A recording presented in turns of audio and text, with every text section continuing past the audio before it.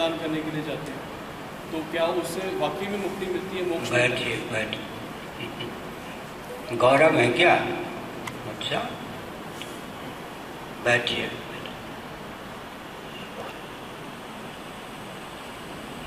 ऐसा है कि आजकल भारत में एक विचित्र स्थिति है। जो आस्तिक बच गए हैं वे भी सेकुलर संविधान के चपेट में आकर अर्धनास्तिक हो गए। यदि हमको शास्त्र सम्मत फल चाहिए तो शास्त्र सम्मत मार्ग का ही अनुगमन करना पड़ेगा। सेकुलर मार्ग का अनुसंधान करके, अनुगमन करके, अनुपालन करके शास्त्र सम्मत फल की प्राप्ति नहीं हो सकती। देह के नाश से जीवात्मा का नाश नहीं होता। देह के भेद से जीवात्मा में भेद की प्राप्ति नहीं होती। फिर से सुनिए, देह के नाश से जीवात्मा का नाश नहीं होता। देह के भेद से जीवात्मा में भेद की प्राप्ति नहीं होती। इस सिद्धांत में जिसकी आस्था है वही वेदादि शास्त्र सम्मत कर्मकांड, उपासना कांड, ज्ञान कांड का अनुपालन कर सकता है अपने अधिकार की सीमा में। हमने संकेत किया, देह के नाश से जीवात्मा का नाश नहीं होता। देह के भेद से जीवात्मा में भेद की प्राप्ति नहीं होती। कल्पना कीजिए किसी ने 70 स्वप्न अपने जीवन में देखा हो, तो स्वप्न के 70 शरीर नष्ट हो जाने पर भी वो अपना नाश नहीं मानता। शरीर की संख्या 70 हो जाने पर भी अपनी संख्या एक ही मानता है। तो वेदादि शास्त्र को स्वीकार करने पर ही तदनुकूल युक्तियों के द्वारा हम इस तथ्य पर पहुँचते हैं कि देह के नाश से जीवात्मा का नाश नहीं होता। देह के भेद से जीवात्मा में भेद की प्राप्ति नहीं होती। मत्स्य पुराण का अध्ययन कीजिए, हिंदी अनुवाद सहित गीता प्रेस से प्राप्त है। उसमें लिखा है कि देहत्याग के बाद जिसके पूर्वज जिन्होंने देहत्याग किया,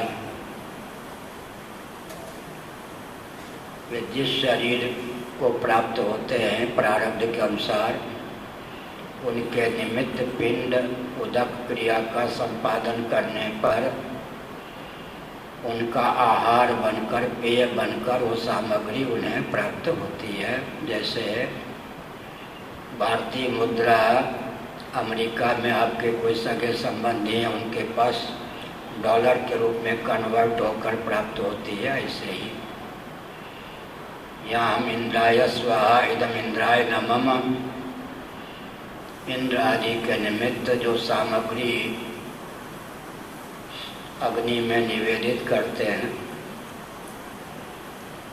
वो सामग्री तो जल जाती है। वो सामग्री पलाश आदि के ईंधन आदि हम भी नहीं पा सकते, देवता कैसे पाएंगे। लेकिन विधि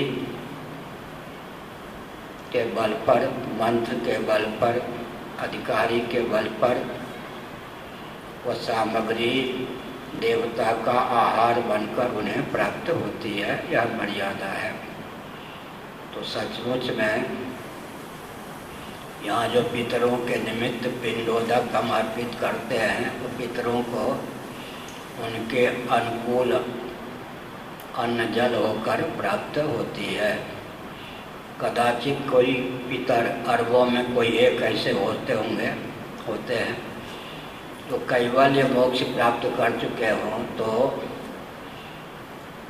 उनके निमित्त जो पिंड और उदक क्रिया का संपादन होता है, तर्पण श्राद्ध इत्यादि, उसका फल उस कर्ता को ही प्राप्त होता है। कहीं आपने एमओ भेजा, वो व्यक्ति नहीं है तो लौटकर वो राशि आपके पास ही आ जाएगी, यह मर्यादा है। उदाहरण हमने दिया था, संभवतः यहाँ हरिद्वार में दिया होगा। हमारे पूर्वाचार्य स्वनाम धन्य श्री निरंजन देव जी महाभाग उस व्यक्ति का नाम भी लेते थे, वो परिचित थे। एक ब्राह्मण नास्तिक जैसे थे। वे जिस गांव में जा रहे थे उसी गांव में एक बच्चे का ननिहाल था। गांव वाले ने कहा कि पंडित जी आप जा रहे हैं, ये बच्चा आपके साथ जाएगा, किराया के पैसे लीजिए, बच्चा है, कहीं भूख लग जाए तो। उन दिनों ट्रेन में सामग्री नहीं मिलती थी, स्टेशन पर सामग्री मिलती थी खाने पीने की।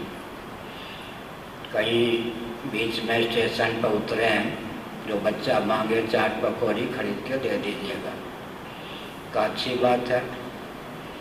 बच्चे को लेकर चले। एक कहावत है, हाथ सूखा तो बच्चा भूखा। थोड़ी देर बाद बच्चा ने कहा भूख लगी है।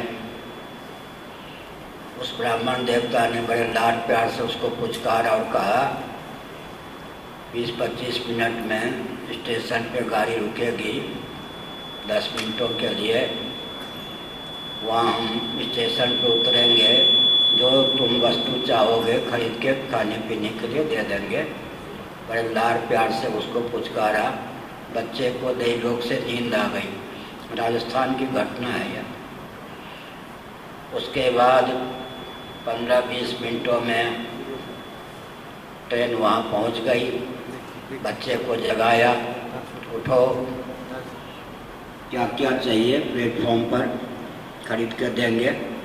उसने कहा मुझे भूख नहीं लगी है, मेरे बच्चों ने मेरे निमित्त श्राद्ध किया था, मेरा पेट भर गया है। पंडित जी कुछ नास्तिक शरीर के थे, बड़ा आश्चर्य हुआ। तुम्हारे बेटों ने, स्वयं ही बच्चा था। हाँ, इसी गांव में तो मैं था ना जहाँ पर ये गाड़ी रुकी है। यात्रा छोड़ करके उस बच्चे को लेकर चले आगे। बच्चा आगे आगे चला। उसका जो पुराने जन्म का घर था उसके बाहर पत्तल कुल्हड़ आदि सब मिले। उन्होंने कहा देखो मेरे बेटों ने मेरे निमित्त जो श्राद्ध किया था, ब्राह्मणों को भोजन कराया था, पत्तल कुल्हड़ हैं। बहुत आश्चर्य हुआ। उस घर में गए, लोगों ने अतिथि समझकर कहा पंडित जी कहाँ से आए बताइए। उन्होंने कहा कि ये बच्चा जो है ये ढंग से बोलता है। उसने कहा ये मेरा बेटा है ना, आयु में जो उससे बहुत बड़ा था, मेरा बेटा है ये सब। और आश्चर्य हुआ। तब एक ने परीक्षा ली कि आप मेरे पूर्वजन्म के पिता हो तो बताओ, रजिस्टर जो आप छोड़ गए उसमें जो सामग्री जहाँ लिखी वहीं मिल गई। एक आभूषण, जेवर या गहना आपने अलमारी में लिखा, लेकिन अलमारी वो नहीं, गहना जेवर की प्राप्ति हुई, वो सामग्री नहीं मिली। अगर आप बता दोगे कि वो सामग्री कहाँ है तो मान लूँगा कि पूर्वजन्म के पिता। अलमारी के पीछे उसने हाथ बढ़ाया, तख्ते से वो आभूषण निकाल के दिखा दिया। सबको आश्चर्य हुआ। पूछा फिर अलमारी में क्यों लिखा, तो उन्होंने कहा कि अलमारी में इस जेवर को मैं रखता था, हीरे जवाहरात से जड़ा हुआ यह आभूषण यूँ देख रहा था। कोई बाहर का व्यक्ति आया, मैंने सोचा यह कोई उपद्रव न कर दे, इसलिए चुपके से अलमारी के पीछे तख्ते पे रख दिया। भूल गया, बीमार पड़ा, मर गया। इसका मतलब क्या है? उसने बताया कि मेरे निमित्त मेरे बच्चों ने जो श्राद्ध तर्पण किया उससे मेरा पेट भर गया। भोजन का अंतिम फल है तृप्ति। पूर्वज जिस योनि में होते हैं उनका आहार होकर वह सामग्री उन्हें प्राप्त होती है। मत्स्य पुराण में विस्तार पूर्वक इसका निरूपण है।